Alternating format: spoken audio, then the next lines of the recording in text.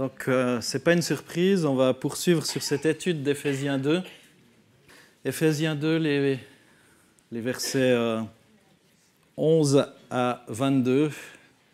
Et on va parler de la réconciliation en Christ et de toute son œuvre qu'il accomplit. Alors, peut-être vous vous souvenez de ma dernière prédication, donc c'était aussi Éphésiens 2, mais cette fois, c'était les versets précédents, donc les versets 1 à 10. Et c'est vrai que ce livre de l'Éphésiens est particulièrement riche, particulièrement fort pour nous. Fort pour nous. Donc, je ne sais pas si vous vous souvenez de cette petite bête. C'est une araignée qui vit sous l'eau. Ça s'appelle l'argironnette. Elle est pleine de petits poils et puis elle se fait une petite bulle pour respirer sous l'eau. Et de temps en temps, elle ressort pour reprendre l'oxygène. Si vous voulez en entendre un petit peu plus, écoutez le message que j'avais donné, non pas sur l'argironnette, mais sur Éphésiens 2, 1 à 10, où j'en parlais un petit peu plus. Donc elle se sert de cette petite maison pour regonfler, de l'air, pour regonfler sa petite maison sous-marine dans laquelle elle respire, elle chasse, elle se reproduit, elle élève toute sa progéniture et on est obligé aussi, nous, de vivre, de travailler, d'élever parfois des enfants, si on en a, dans un monde dont l'atmosphère morale est souvent irrespirable, est souvent compliquée, est souvent complexe, puisqu'il est conduit par Satan, qui est appelé le prince de la puissance de l'air.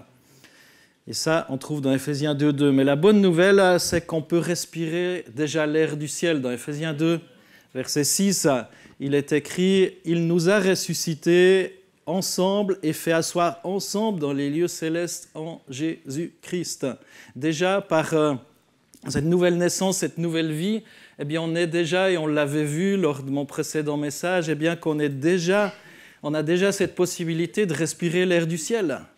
Même si on est encore pour quelque temps sur cette terre, on peut respirer encore l'air du ciel à chaque jour qui passe. Et je vous avais parlé aussi de l'histoire des ossements desséchés qu'on trouve dans Ézéchiel 37, les versets 1 à 14, qui nous rappellent eh bien, qu'on était morts dans nos péchés et que Dieu nous a rendus à la vie en Christ. Alors aujourd'hui, donc, on va plonger nos regards dans ce passage biblique d'Éphésiens 2, 11 à 22. Éphésiens 2, 11 à 22. Souvenez-vous donc de ceci. Autrefois, vous, païens dans la chair, traités d'incirconcis par ceux qui se disent circoncis et qu'ils sont dans la chair par la main des hommes, vous étiez en ce temps-là sans Christ, privés du droit de cité en Israël, étrangers aux alliances de la promesse, sans espérance et sans Dieu dans le monde. Mais maintenant, en Christ Jésus, vous qui autrefois étiez loin, vous êtes devenus proches par le sang de Christ. Car c'est lui notre paix, lui qui était des deux n'en a fait qu'un, en détruisant le mur de séparation, l'inimitié. Il a dans sa chair annulé la loi avec ses commandements et leurs dispositions pour créer en sa personne, avec les deux, un seul homme nouveau en faisant la paix, et pour les réconcilier avec Dieu, tous deux, en un seul corps par sa croix, en faisant mourir par elle l'inimitié.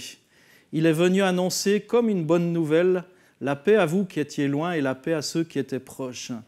Car par lui, nous avons les uns et les autres accès auprès du Père dans un même esprit. Ainsi donc, vous n'êtes plus des étrangers ni des gens de passage, mais vous êtes concitoyens des saints, membres de la famille de Dieu. Vous avez été édifiés sur le fondement des apôtres et des prophètes, Jésus-Christ lui-même étant la pierre de l'angle. En lui, tout l'édifice bien coordonné s'élève pour être un temple saint dans le Seigneur. En lui, vous aussi, vous êtes édifiés ensemble pour être une habitation de Dieu en esprit. On reviendra plus en détail sur ce texte. Ce texte, tellement puissant, nous parle de la réconciliation en Christ, la manière dont il a brisé les barrières qui nous séparent et qu'il a établi aussi l'unité pour son peuple, parmi son peuple. À une époque où le monde est marqué par des divisions, des conflits, on a besoin de comprendre ce message de réconciliation. C'est tellement important. Sans parler de guerre, on peut voir ce qui se passe en ce moment dans des cités en France ou ailleurs. J'ai de plus en plus frappé de voir combien les gens transmettent leur mécontentement. Combien souvent les gens sont agressifs, même parfois dans les églises. Et ça me frappe. Examinons ensemble comment ce passage peut nous guider aussi dans la construction de l'unité dans nos vies et dans nos communautés. Je crois vraiment qu'en tant que fils et filles du Seigneur, on a aussi une attitude, un cœur, quelque chose à transmettre de différent de ce monde, qui est appelé à revendiquer, à crier, à manifester, manifestant pour le royaume de Dieu, pour Jésus. Et on voit dans ce texte, les versets 11 et 12, la réalité de la séparation. Souvenez-vous donc de ceci. Souvenez-vous de ceci. Autrefois, vous, et j'aime bien ce « autrefois », ce n'est pas aujourd'hui, c'est « autrefois, vous étiez ». Vous, païens dans la chair, traités d'incirconcis par ceux qui se disent circoncis, qu'ils sont dans la chair et par la main des hommes, vous étiez en ce temps-là sans Christ, privés du droit de cité. Mais ça, c'était avant. C'était avant. Et dans ces versets 11 et 12, l'apôtre Paul rappelle aux Éphésiens leur passé de séparation d'avec Dieu et leur situation de non-citoyens d'Israël. Cependant, il ne se limite pas à cette situation spécifique, mais il élargit la portée de la séparation à toute l'humanité.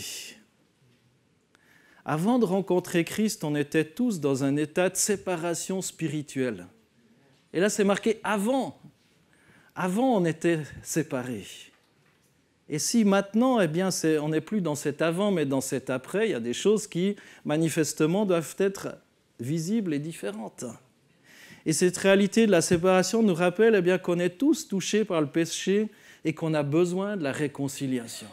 On a besoin d'être réconciliés. Le péché nous avait séparés de Dieu, de sa grâce, et ça s'est reflété dans notre relation avec les autres. On était étrangers les uns pour les autres, éloignés par nos différences culturelles, ethniques, religieuses. Mais ça, c'est avant. Et souvenez-vous de ce avant, parce que j'espère qu'on vit dans le après. Et si on vit toujours dans l'avant, c'est qu'il y a un problème. C'est qu'il y a un problème.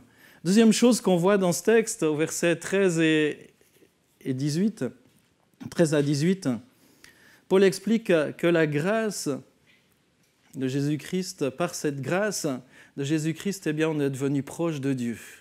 Et on voit la puissance de la réconciliation en Christ.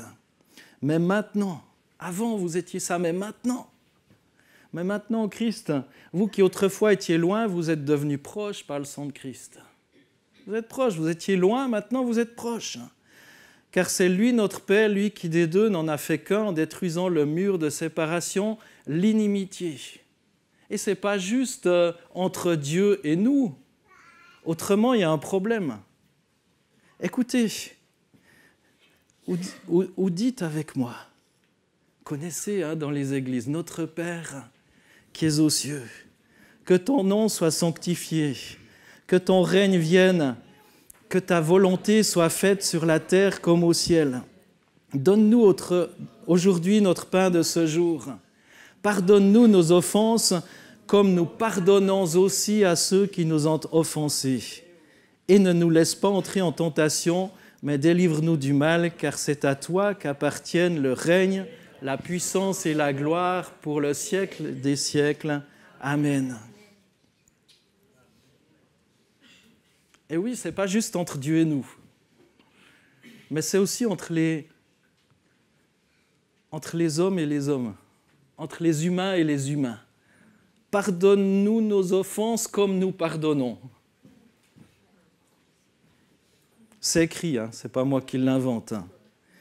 La dernière fois, au verset 6, on avait découvert déjà qu'on peut être assis avec Christ dans les lieux célestes. Et si on peut être assis avec Christ dans les lieux célestes, c'est qu'on est pardonné, justifié. Et la Bible nous dit que si on est pardonné, justifié, ça implique aussi qu'on pardonne aux autres. Autrefois, éloigné à cause du péché, on a été rapproché par le sang de Christ. Et en sa personne, Jésus a aboli le mur de séparation entre les Juifs et les non-Juifs, ainsi que toutes les divisions, l'animosité qui existait entre les différentes cultures, les différentes races, les différentes générations, etc., etc. Et c'est beau de voir toutes ces générations représentées au milieu de nous, toutes ces cultures représentées au milieu de nous. C'est une richesse. C'est une richesse, parce qu'on est dans un monde qui veut tout cloisonner. tu places les jeunes là, tu places le Moyen-Âge là, tu places les Suisses, tu les mets là, les Français, tu les mets là, Non. Il y a ces murailles par notre nouvelle naissance qui tombent finalement. Jésus a annulé la loi avec ses commandements et leurs dispositions, non pas en les rejetant, mais en les accomplissant parfaitement. Et par sa mort sur la croix, il a créé un seul homme nouveau, une nouvelle humanité où la paix, la réconciliation sont désormais possibles. Et en Christ, on est réconciliés avec Dieu et réunis aussi les uns avec les autres. Et maintenant, du fait de la réconciliation, en Christ, on arrive à cette magnifique proclamation de la paix. Et versets 15 à 18, il a dans sa chair annulé la loi avec ses commandements et leurs dispositions pour créer en sa personne, avec les deux, un seul homme nouveau en faisant la paix. Et pour les réconcilier avec Dieu tous deux en un seul corps par sa croix, en faisant mourir par elle l'inimitié. Et ça s'applique à nous aussi. L'inimitié, le contraire de l'amitié.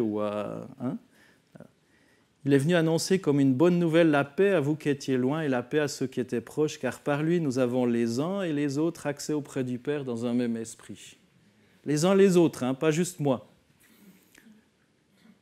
Et Paul souligne que Jésus est venu annoncer la paix non seulement à ceux qui étaient loin, les non-juifs, mais aussi à ceux qui étaient proches, les juifs. Et par sa mort sur la croix, Jésus a rendu possible la réconciliation avec Dieu pour tous en formant un seul corps uni. Et en tant que croyants, on a maintenant un accès direct auprès du Père grâce à Jésus. C'est juste magnifique. Alors par conséquent, n'oublions jamais que la réconciliation en Christ, c'est la source de notre unité et de notre paix. Et par son sacrifice sur la croix, Jésus a brisé les barrières qui nous séparaient et il a créé un nouveau peuple réconcilié avec Dieu. Et en intégrant cette réalité, on est appelé à vivre dans l'unité, à transcender les divisions et à rechercher la paix avec nos frères et sœurs en Christ.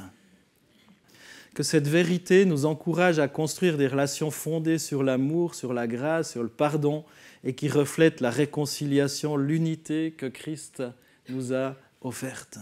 On puisse être des porteurs de paix, des agents de réconciliation dans ce monde qui a besoin d'amour du Christ. Si je suis un râleur juste comme le monde, qu'est-ce que je peux apporter au monde? J'apporte quoi? Rien. Rien. Et finalement, on arrive à cet appel de la construction de l'unité, c'est les versets 19 à 22. Ça se passe par la compréhension, qu'on appartient à la famille de Dieu. Ainsi donc, vous n'êtes plus des étrangers, ni des gens de passage, mais vous êtes concitoyens des saints, membres de la famille de Dieu. On n'est plus des étrangers. Paul souligne que les croyants ne sont plus des étrangers ou des gens de passage, mais ils sont devenus concitoyens des saints et membres de la famille de Dieu. En Christ, on est accueillis dans la communauté des croyants, unis par notre foi en lui. On appartient à une famille spirituelle qui transcende aussi toutes les divisions terrestres. Oui, on est appelé à construire l'unité avec la conscience d'appartenir à un corps. Un corps, et si on ne fait pas partie d'un corps, il nous manque quelque chose. Recherchons cette appartenance aussi. Et c'est pourquoi Paul continue au verset 20 en décrivant le fondement sur lequel repose aussi la famille spirituelle. Vous avez été édifiés sur le fondement des apôtres et des prophètes, Jésus-Christ lui-même étant la pierre angulaire. Édifié. Édifié. Pour faire un édifice, il faut plusieurs pierres. Même si vous ne vous appelez pas Pierre, il faut plusieurs briques. Vous pouvez mettre votre prénom. Pour faire cet édifice, il y a besoin de vous, tout simplement. Et on est édifié sur le fondement des apôtres et des prophètes, avec Jésus-Christ lui-même en tant que pierre angulaire. Et les enseignements des apôtres, des prophètes, qui sont écrits dans les Écritures, nous guident, nous orientent dans notre relation avec Dieu et les uns les autres. Jésus est la pierre angulaire. Il soutient tout l'édifice. Alors, Un corps solidement établi en Christ qui forme un temple saint dans le Seigneur, eh bien c'est ce qu'on trouve au verset 21 et 22. En lui, tout l'édifice bien coordonné s'élève pour être un temple saint dans le Seigneur. En lui, vous aussi, vous êtes édifiés ensemble pour être une habitation de Dieu en esprit. Ensemble. Ensemble. On a besoin les uns des autres. Ensemble. C'est Dieu qui l'a voulu ainsi, qu'on soit ensemble, qu'on fasse partie de la famille. Pas des pierres détachées, pas des... juste en marge, mais bien intégrés avec ce ciment du Saint-Esprit. Et Paul utilise une image puissante pour décrire l'unité des croyants en Christ. Ensemble, nous formons un temple saint pour le Seigneur. Un temple. En lui, toutes les parties de cet édifice bien coordonné s'élèvent harmonieusement. On est édifiés ensemble pour être une habitation de Dieu en esprit. Et l'Esprit de Dieu réside en nous et collectivement, et on est ce lieu où la présence de Dieu habite, peut se développer, peut grandir. Et ces versets d'Éphésiens 2, 19 à 22 eh bien, soulignent aussi l'importance de notre appartenance à la famille de Dieu, l'unité qui est possible en Christ, pour autant qu'on vive dans cette unité, qu'on choisisse de vivre avec les valeurs du royaume telles que décrites dans ce texte, mais aussi dans cette prière du Notre Père telle que lue tout à l'heure ou récitée ou citée tout à l'heure ou citée dans toutes les églises de la planète. En tant que croyants, on n'est plus des étrangers, mais on est intégrés dans la communauté des saints, liés par notre foi en Jésus-Christ. On est construit sur le fondement solide des enseignements des apôtres et des prophètes avec Jésus comme pierre angulaire. Ensemble, on forme un temple saint où la présence de Dieu réside. Et on a ce texte dans Pierre 1, 14 à 16 qui nous dit « Enfants, en enfants obéissants, ne vous conformez pas aux désirs que vous aviez autrefois quand vous étiez dans l'ignorance. Au contraire, puisque celui qui vous a appelé est saint, vous aussi soyez saints dans toute votre conduite. En effet, il est écrit, vous serez saints, car je suis saint. » Et si on est édifiés ensemble, pour former ce temple, eh bien, il y a aussi cette présence de Dieu, cette conscience qu'on est appelé aussi à être saint, à être sanctifié, à être purifié, à être transformé, à être mis à part. Saint, ça veut dire être mis à part, être différent. Pas être bête, mais à être différent de ce monde qui est hargneux, qui est revendicateur, qui est colérique, qui est revanchard, à être différent. Que cette réalité nous inspire aussi à cultiver des relations profondes et aimantes au sein de la famille de Dieu, à nous appuyer sur la parole de Dieu, notre guide à rechercher l'unité en Christ, qu'on puisse être une habitation de Dieu en esprit, rayonnant de l'amour et de la présence de Dieu dans ce monde qui nous entoure. Alors oui, il y a cet appel à cette réconciliation et à l'unité qui est au cœur de l'Évangile. La réalité de la séparation, elle est là. Elle est là, ce texte ne le cache pas. Souvenez-vous donc de ceci. Autrefois, vous étiez. Autrefois, oui. Ne nous voyons pas la face. Il y a cette séparation. De par notre nature, notre rejet de Dieu, on est séparés. De par notre nature, le vieil homme, on est séparés de Dieu. Mais en Christ, on est réconciliés. En Christ est manifestée la puissance de la réconciliation. On a été réconciliés avec Dieu et les uns avec les autres. On ne peut pas être juste réconcilié avec Dieu sans un jour, ça peut prendre du temps, passer par ce processus aussi de réconciliation avec les autres ou de lâcher prise. On est appelé à briser les barrières qui nous séparent, à tendre la main à ceux qui sont différents de nous, à bâtir des communautés d'amour et de réconciliation.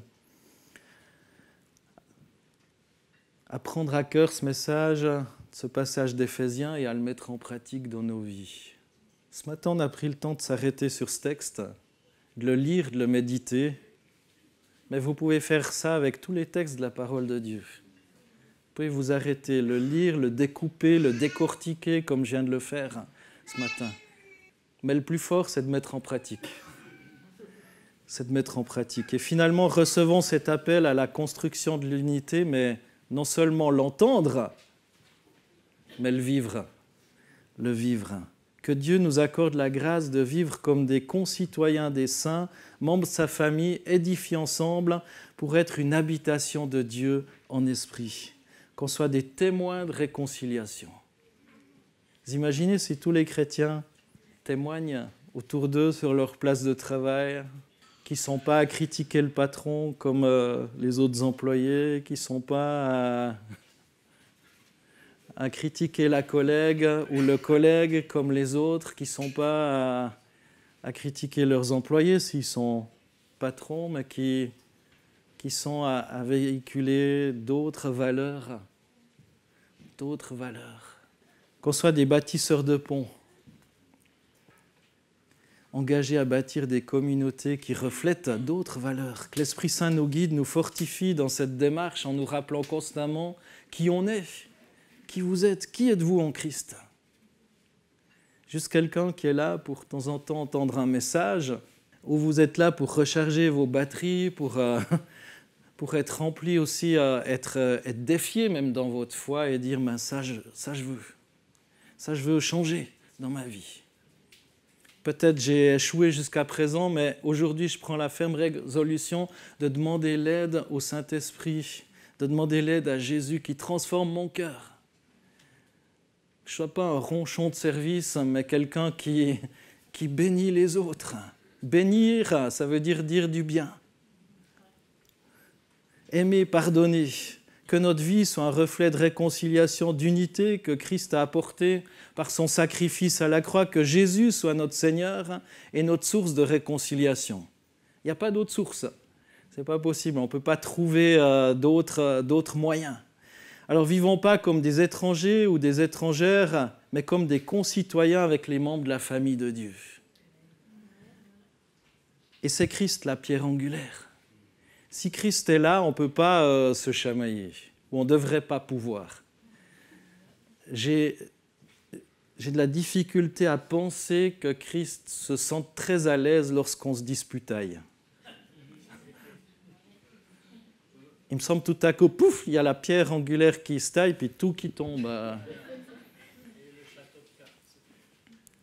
Alors si on est conscient de notre nouvelle identité en Christ, eh bien, ça doit dépasser aussi certaines divisions, certaines choses. De même, on est appelé à embrasser notre identité en Christ et à vivre dans l'unité malgré nos différences. Pensez à ce voile qui a été déchiré lorsque Jésus est mort.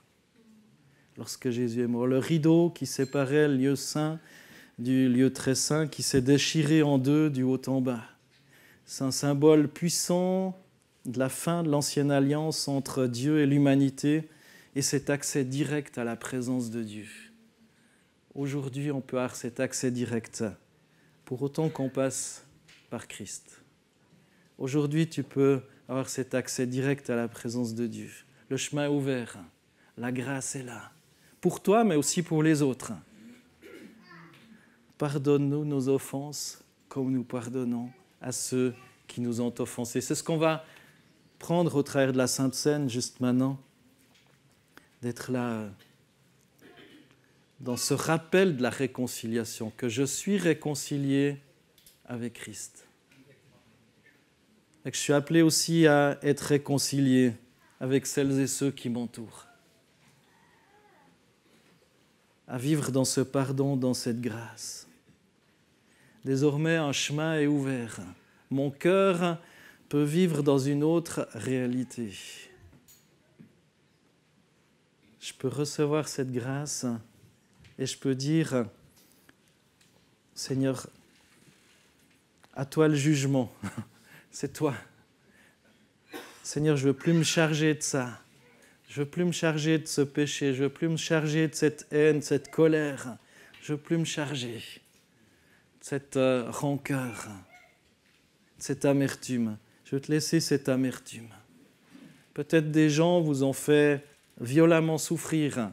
Ça ne veut pas dire que vous allez être les meilleurs amis du monde.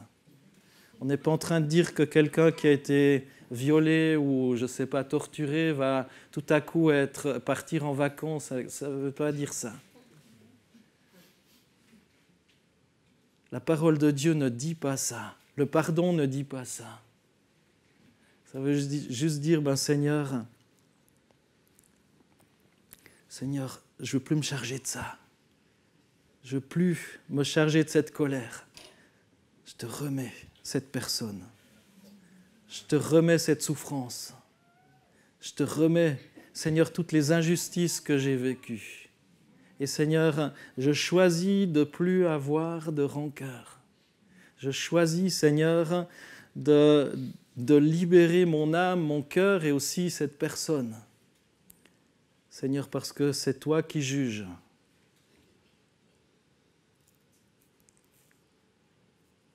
Seigneur, comme tu m'as fait grâce, je veux faire grâce. Seigneur Jésus, merci pour ta parole. Merci, Seigneur, parce qu'aujourd'hui encore, Seigneur, tu nous mets face à une autre réalité. Cette réalité, Seigneur, de ton royaume. Cette réalité, Seigneur, qui peut venir que de toi. Seigneur, c'est toi qui nous as réconciliés, c'est toi qui nous as pardonnés. Seigneur, c'est en toi qu'il y a cette puissance de réconciliation. C'est toi qui as déchiré le voile et qui nous permet d'entrer, Seigneur, dans ce lieu très saint. Seigneur, merci de déposer ta grâce sur chacune des vies représentées dans ce lieu de culte ce matin. Béni soit ton nom, Jésus. Amen. Jésus.